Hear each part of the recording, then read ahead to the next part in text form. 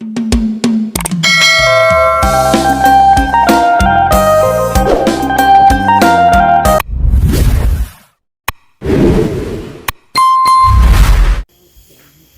น้องเนาะ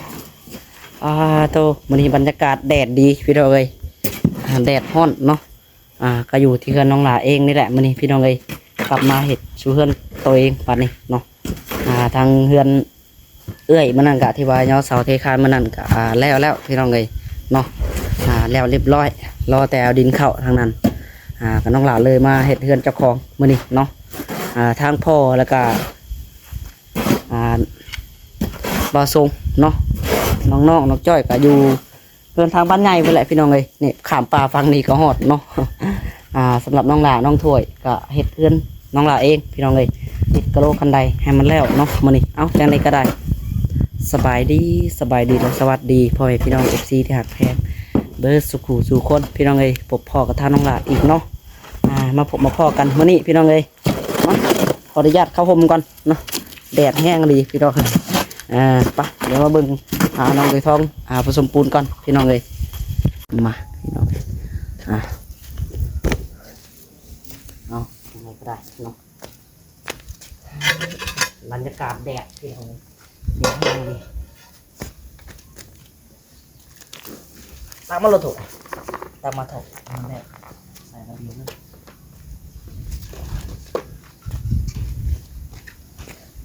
ทาน้องเกลือเป็นคนผสมปูนน้องหายจะเป็นคนติดอยู่กับสองไอ้นอก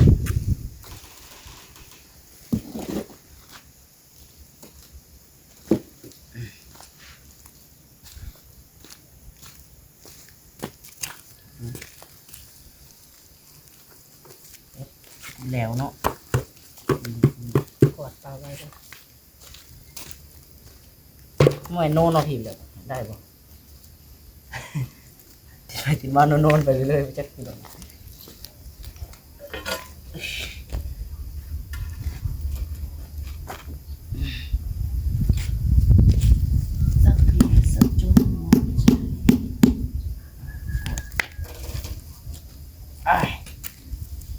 แผ่นแรกตั้งกล้องก็พลาดซะแล้วพูดแล้วปะ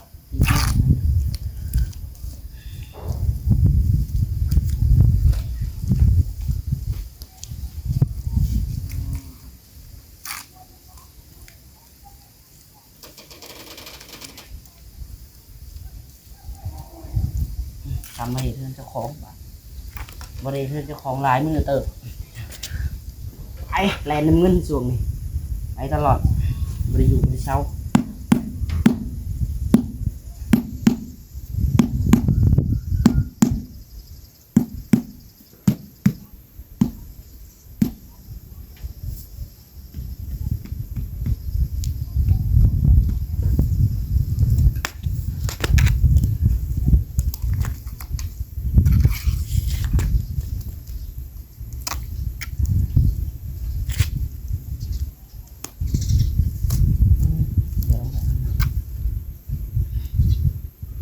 แค่บ้านสวย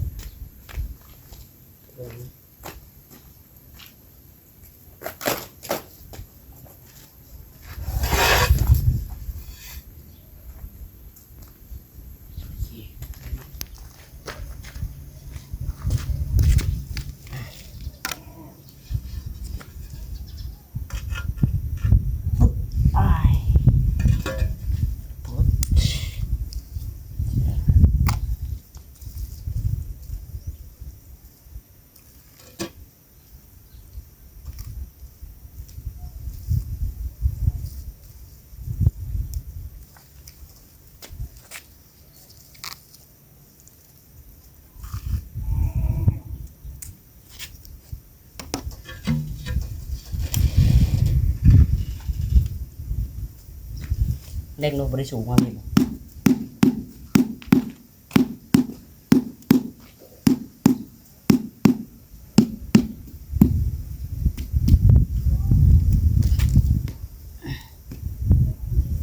้เนาะพูดมันแหลวติดยาก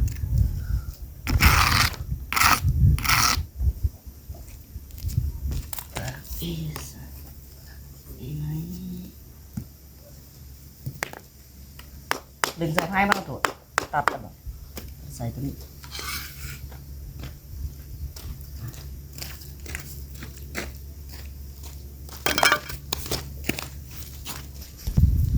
พี่น้องนี่เด้เนาะใส่แมทใส่พอเก็บมาเก่งเห็นแมทแตกออกไป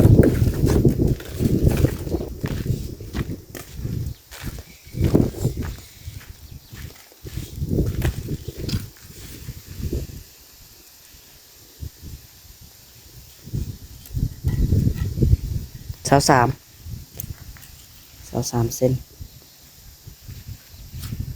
นะใส่23มาละ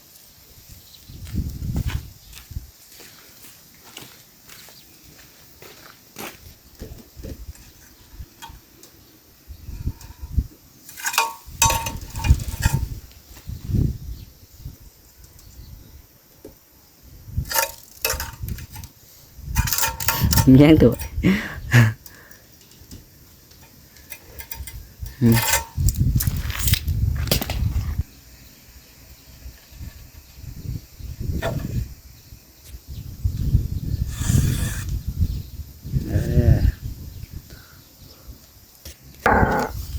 พี่น้อง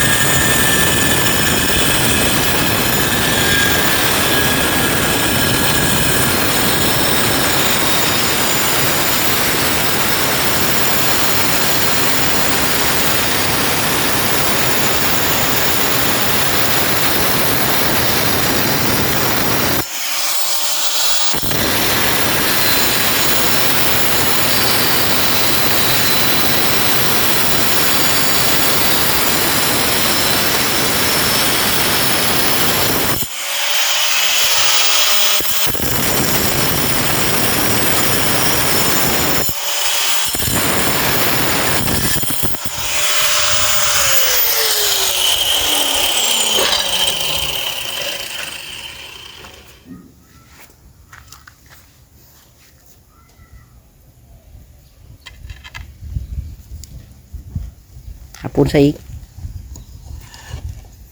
แทนนี่อยากหนุอยากลุกเนาะแทนต้องติดมากินลุกได้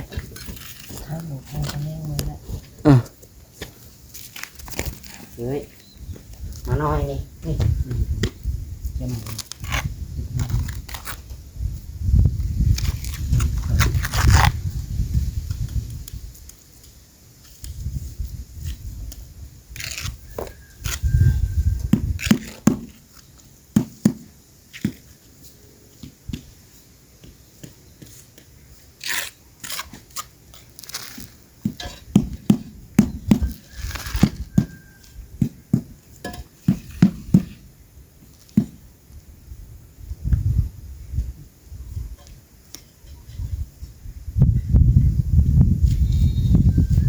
ได้บอก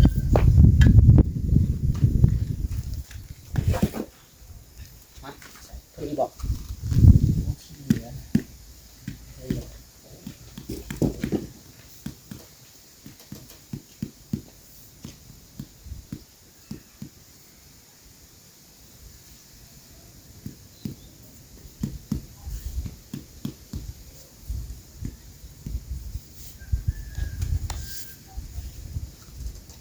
มันก็หุบลงไม่เห็นกงลงเลย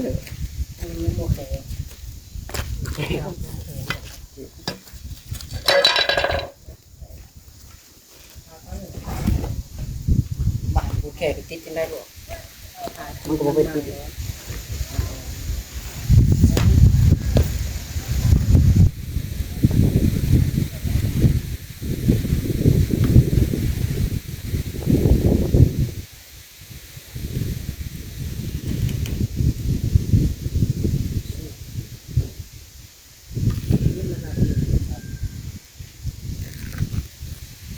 ได้แล้วติด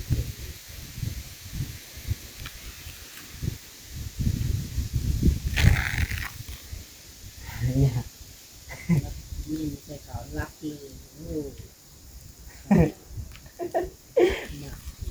ลิ้นเป็นไรฮะ ไปจ้อย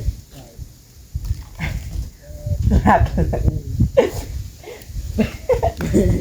รักเลยมาถึงฉันรักเลย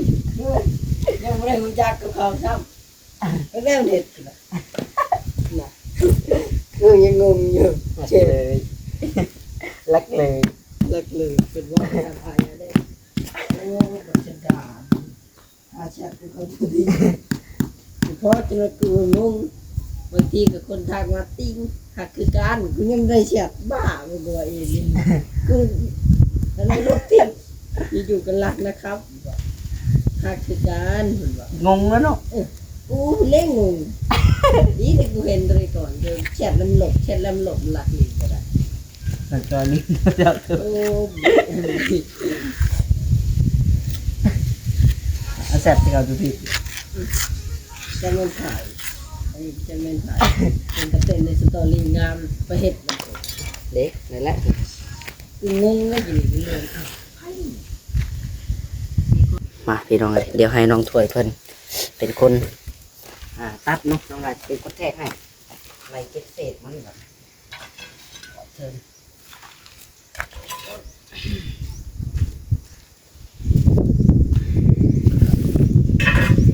เอาเถอะเล่ลงก่อน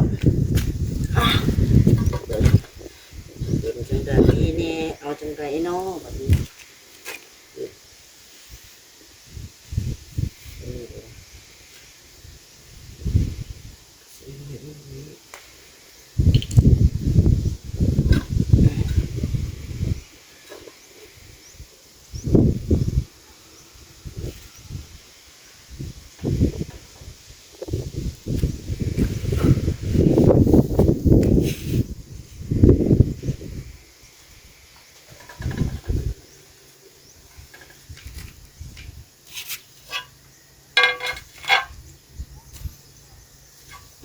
ลองเบิ้ง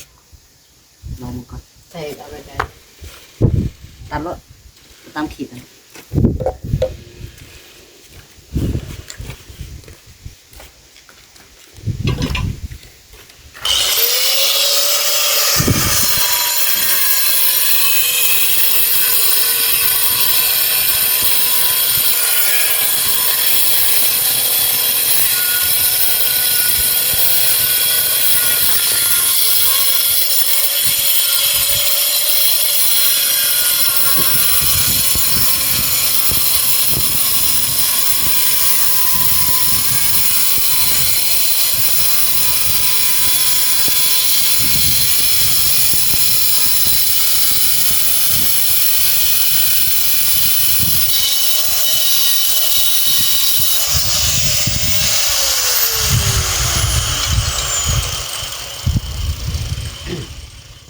เบิ่งก่อนมันสิใบบันไดอันนี้บ่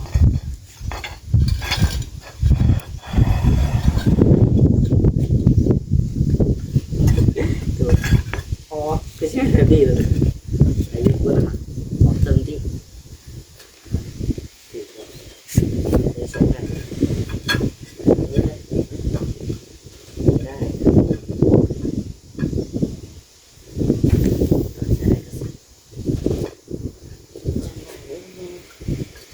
ไปกระทรวงครับ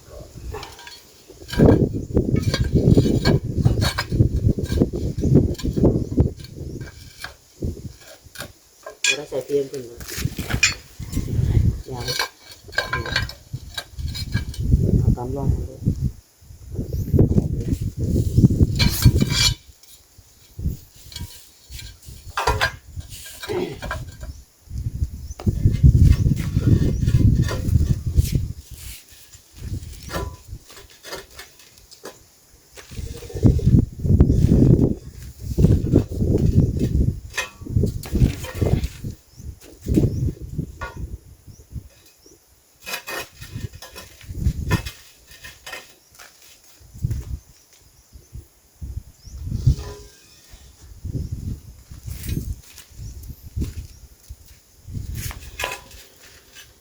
ยันหลบ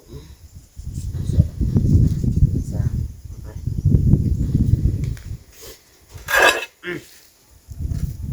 ตัดก่อน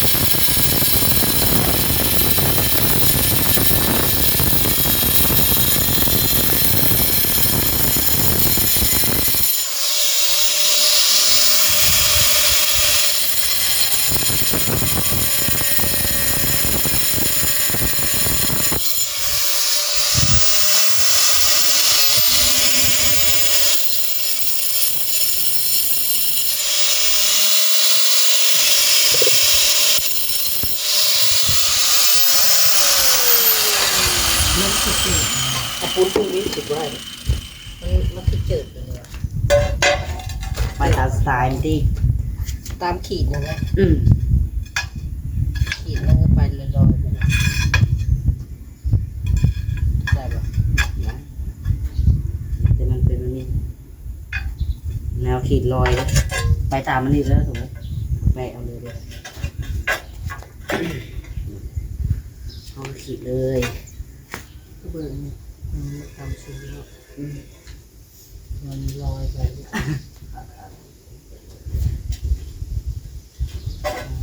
ไปตามขีดเลยตักก็ตักเอาขีดเลยส่วน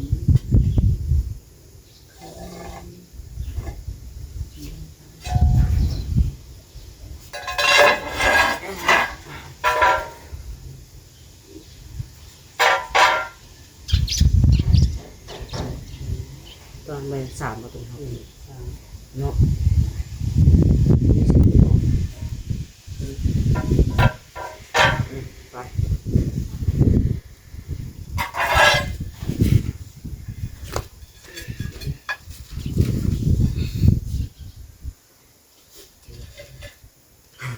ไปตามไปตามเสร็จ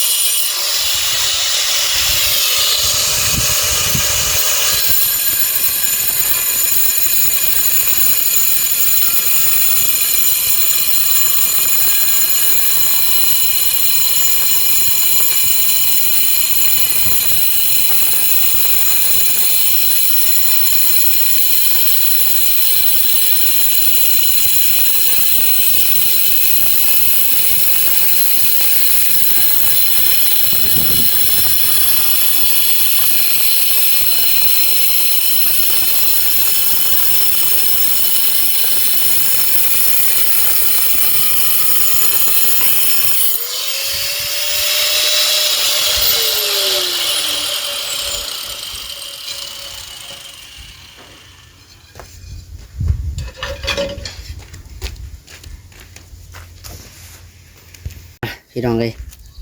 สรุปแล้วบ่พอเนาะแต่ก็สิติดซ้ำเอาตัวที่ได้ก่อนเดี๋ยววันนั้นถามมาพอเบิ่งเดี๋ยวจังได๋ มันจะไปลงนี่แหละ ไปข้ามเอาปุ๊บนี่แหละปูใส่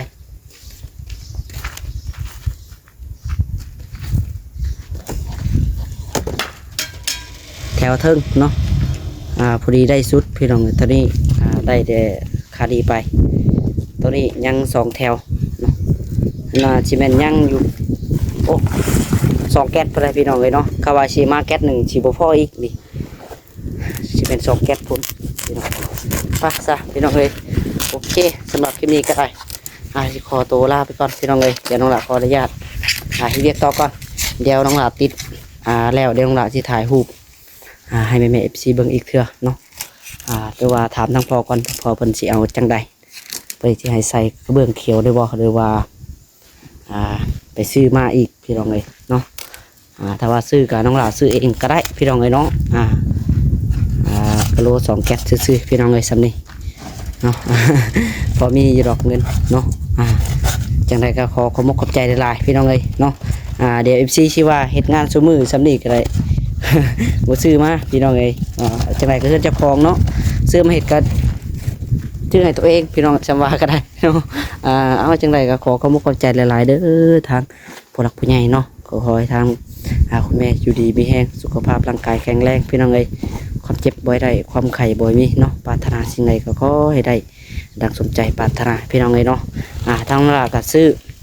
ได้แต่ละเล็กน้อยอะไรพี่น้องก็ซื้อก็ได้เนาะเขาว่าสิซื้อลวงซื้อหลายเฮ็ดเพื่อนให้มันแล้วก็